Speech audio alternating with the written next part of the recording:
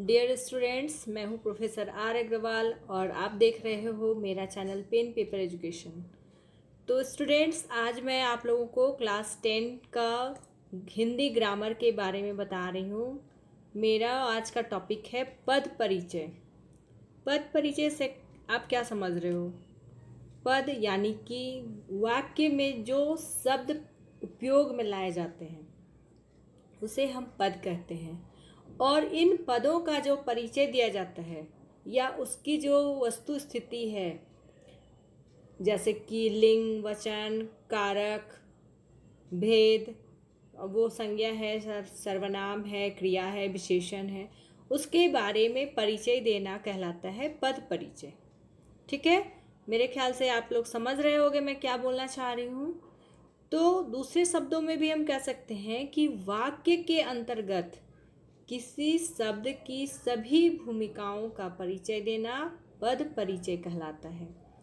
पद परिचय में और से कौन कौन से तत्व होंगे? जैसे आप कोई सेंटेंस बना रहे हो, कोई वाक्य अगर बना रहे हो तो उसमें आप देखोगे कि उसमें संज्ञा होगा या फिर सर्वनाम होगा। संज्ञा या सर्वनाम की विशेषता बताने वाला विशेषण होगा या फिर क्रिया होगा। और क्रिया की विशेषता बताने वाला हो सकता है क्रिया विशेषण हो, या हो सकता है समुच्चय बोधक हो, या संबंध बोधक हो, या कोई आश्चर्य वाली बात हो तो विस्मय आदि बोधक हो।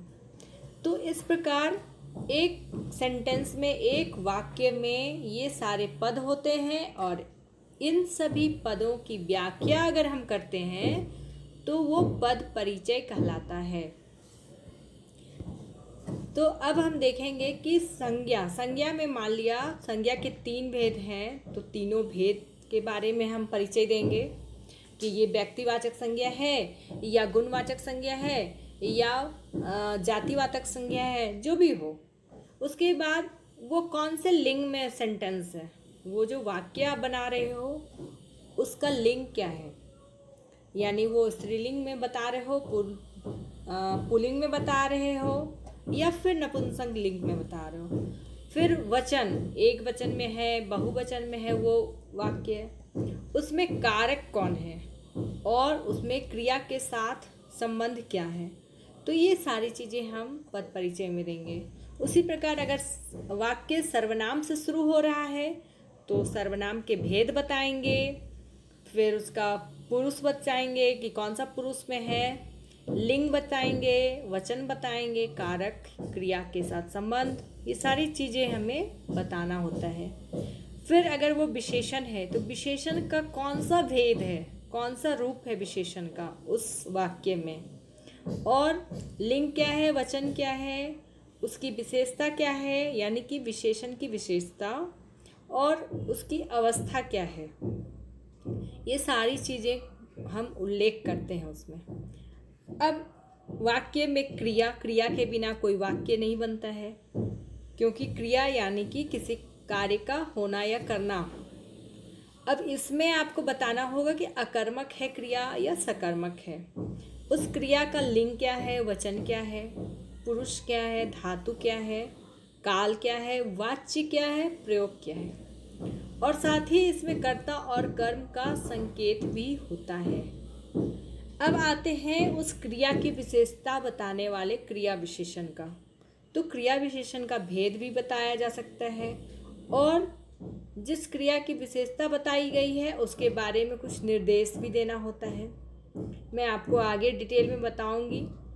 समुच्चय बोधक, अब समुच्चय बोधक में भी भेद होते हैं, उसमें कौन सा संयुक्त शब्द जुड़ा हुआ है, उसका वाक्यांश क्या है, यानी कि जो आपने वाक्य बनाया उसमें उसका अर्थ क्या निकल रहा है, उस वाक्य का अंश क्या है, और वाक्य का उल्लेख, ये सारी चीज़ें समुच्चय बोधक में हम बताते हैं। फिर संबंध बोधक यानी दो कोई संज्ञा है या दो कोई अलग अलग वाक्य है, दोनों के बीच के संबंध को बताते हैं, उसे संबंध बोधक कहते हैं। तो इसके भी भेद, पद और पदबंधों के बारे में उल्लेख करना होता है। फिर विस्मय आदि बोधक, विस्मय आदि जैसे कोई चीज़ आप आश्चर्य कर रहे हो या कोई दो दो बातों को जोड़कर हम एक वाक्य में बताते हैं तो हम परंतु, किंतु, लेकिन इन सभी शब्दों का प्रयोग करते हैं। तो उसके बारे में भी हम डिटेल में परिचय देंगे। तो इस प्रकार पद परिचय के अंतर्गत किसी पद का पूर्ण रूप से व्याकरणीय परिचय दिया जाता है, मतलब व्याकरण के रूप में आप परिचय दोगे। जैसे उदाहरण के लिए मैं यहाँ पे आपको बता रही हूँ एक सेंटेंस, हम अपने देश पर मर मिटेंगे। यहाँ पे आप देख रहे हो कि हम जो है वो सर्वनाम है, लेकिन वो किसके लिए मतलब उसका पुरुष क्या है, उत्तम पुरुष है, यानी कि वो हमारे बारे में भी बात हो रही है। अगर प्रथम पुरुष होता तो इसमें मैं लगता, इस वाक्य में मैं होता, लेकिन यहाँ पे उत्तम पुरुष है क्योंकि हम है। और जानते हो हम यानी कि बहुत सारे लोग, तो यह बहुवचन हो जाएगा। और जो वाक्य है उससे पता चल रहा है कि यह वाक्य पुल्लिंग है, और इसमें जो हम है वो कर्ता कारक है, यानी वही कार्य कर रहा है। दूसरा जो इसका शब्द है वो है अपने, यह भी सर्वनाम है और खुद के लिए बात किया जा रहा है तो निजवाचक हो गया। और इसमें पुल्लिंग है, एक वचन है, और यह संबंध बचा रहा है, मतलब अपना और देश के बारे में संबंध बता रहा है, इसलिए यह संबंध कारक शब्द हो गया। और आप देख रहे हो कि यह देश से संबंध बता रहा है। फिर आते हैं अगला शब्द देश पर। देश पर यह एक संज्ञा है, और कैसा संज्ञा है, जातिवाचक संज्ञा है। इसका जो लिंग है वो पुल्लिंग है और वचन एक वचन है। देशों पर नहीं लिखा हुआ है, देश पर लिखा हुआ है। और इसमें अधिकरण कारक है। आपको पता ही होगा, कर्ता ने कर्म को करण से संप्रदान के लिए अधिकरण में पर, तो यहाँ देश पर है तो अधिकरण कारक हुआ। और मर मिटेंगे यह एक अकर्मक क्रिया है, मतलब कार्य अभी हुआ नहीं है, होने वाला है। जो कार्य अभी बचा हुआ होता है, जो अभी होने वाला है, वह अकर्मक कहलाता है। और जो कार्य अभी आप कर रहे हो या कर चुके हो वह सकर्मक कहलाता है। तो इस वाक्य में मर मिटेंगे अकर्मक क्रिया है, और इस वाक्य का लिंग पुल्लिंग है। चूँकि ये मिटेंगे यानी कि हम मिटेंगे, तो यह बहुवचन हो गया। और इसका काल भी बता देंगे हम कि भविष्य काल है, उत्तम पुरुष है, अपूर्ण पक्ष है, और साथ में कर्तृवाच्य है, यानी काम करने वाला एक वाच्य है। और इसमें जो हम है वह कर्ता की क्रिया है, मतलब करना है। अभी मर मिटेंगे जो है वह करता है और उसकी क्रिया मर मिटेंगे। अब आते हैं दूसरा, रमेश। रमेश वहाँ 10वीं कक्षा में बैठा है। अब इसमें अब तुम देख सकते हो रमेश जो है वह एक संज्ञा है, और कैसा संज्ञा है, व्यक्तिवाचक संज्ञा है। साथ ही इसका लिंग क्या है, पुल्लिंग। और चूंकि एक रमेश के बारे में बात हो रही है तो यह एक वचन है और कर्ता कारक है। उसके बाद इसमें जो बैठा है, चूंकि सब वाक्य के अंत में बैठा है तो वह क्या है, क्रिया का कर्ता है। अब दूसरा जो इसका शब्द है वहाँ, वहाँ यानी कि वह स्थान का बोध करा रहा है, तो ये है स्थानवाचक क्रिया विशेषण, यानी कि क्रिया की विशेषता भी बता रहा है और स्थान भी बता रहा है। और ये क्रिया कौन सा है, बैठा है, वह क्रिया है, तो उसके बारे में बता रहा है कि वहाँ बैठा है। 10वीं, अगला शब्द जो है 10वीं, यह क्या है, विशेषण है, जो विशेषता बता रहा है कर्ता, यानी कि जो संज्ञा है, जो रमेश है, उसकी विशेषता बता रहा है।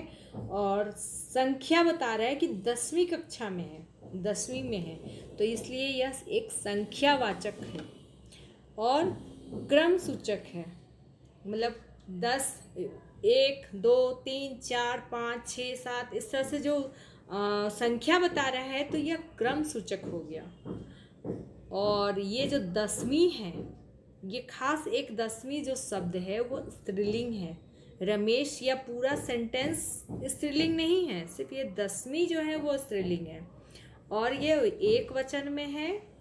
और इसमें जो कक्षा है वो विशेष्य है और उसका विशेषण है। अब आते हैं अगला शब्द कक्षा में। कक्षा में यानी कि यह एक संज्ञा है और कैसा संज्ञा है? जातिवाचक संज्ञा है, क्योंकि कक्षा जो है वो बहुत सारे कक्षा हो सकते हैं। कक्षा यानी कि क्लास, इंग्लिश में क्लास बोलते हो ना तुम, तो क्लास यानी कि जातिवाचक संज्ञा, और यह भी स्त्रीलिंग है और एक वचन में है यहाँ पे। और इसमें अधिकरण कारक है, में और पर अधिकरण में होता है ना दोनों ही चीज़। तो मैंने पहले वाले जो वाक्य में बताया था कि देश पर, वह एक अधिकरण कारक है, और यहाँ पे कक्षा में यह भी अधिकरण कारक में ही है। और यह संबंध किससे बता रहा है? बैठा, बैठा एक क्रिया है, उससे संबंध बता रहा है। अब आते हैं बैठा है। चूंकि बैठा है या अभी एक काम नहीं हो रहा है, सिर्फ वह बैठा है, तो यह एक अकर्मक क्रिया है और पुल्लिंग है। इसमें भी एक वचन है, चूंकि एक बच्चे के बारे में पूरी बात हो रही है। और यह अन्य पुरुष है। अन्य पुरुष मतलब आप समझते हो, प्रथम पुरुष, मध्यम पुरुष, उत्तम पुरुष, और फिर एक आता है अन्य पुरुष, जो किसी और के बारे में बात हो रही है। इसमें क्या है? इसमें कर्तृवाच्य है और कर्ता जो है वह क्या है? रमेश है। फिर आते हैं वह पत्र लिखता है। यहाँ पे वह जो है अन्य पुरुष है और सर्वनाम भी है, संज्ञा तो नहीं है, यह एक अन्य पुरुष सर्वनाम है। और चूंकि वाक्य से पता चल रहा है कि यह पुल्लिंग है, यानी कि किसी मेल पर्सन के लिए या किसी पुरुष के लिए प्रयोग किया गया है। और इसमें जो वह है वह करता है, वही कार्य कर रहा है, और इसमें लिखता है क्रिया का के बारे में बता रहा है। आगे है लिखता है। लिखता है, चूंकि वह काम हो रहा है या कर रहा है तो वह सकर्मक क्रिया हो गया। और चूंकि यह कर्तृवाच्य है, यानी काम जो करता है वह कर रहा है, और चूंकि सेंटेंस से पता चल रहा है कि यह पुल्लिंग है और सामान्य वर्तमान काल है, यानी कि कार्य अभी सामान्य रूप से चल रहा है। और यह अन्य पुरुष है, एक वचन है, और वह जो है वह सर्वनाम के अनुसार कर्तरी का प्रयोग किया गया है।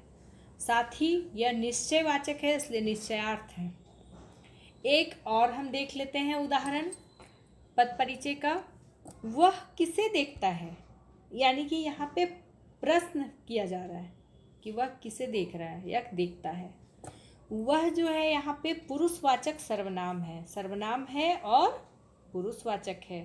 साथ ही अन्य पुरुष है, एक वचन भी है, पुल्लिंग भी है, और वह जो है वह कर्ता कारक है और देखता है क्रिया का कार्य कर रहा है यह वह।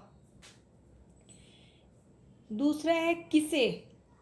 किसे एक प्रश्नवाचक सर्वनाम है, मतलब किसे, उसे, इससे, उससे, ये सारा क्या होता है? सर्वनाम होता है। लेकिन किस टाइप का सर्वनाम है?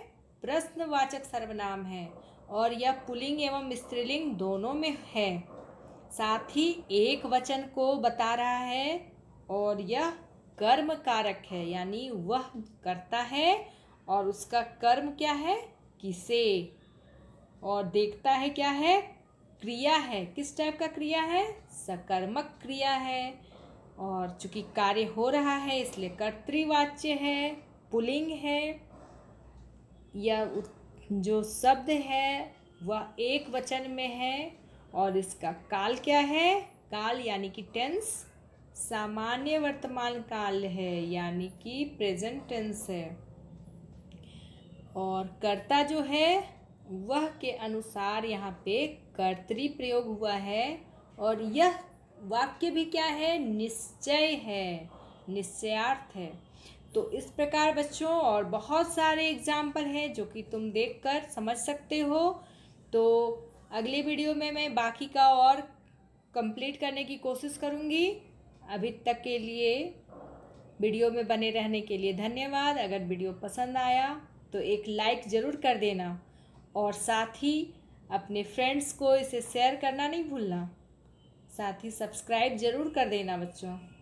Bye, thank you.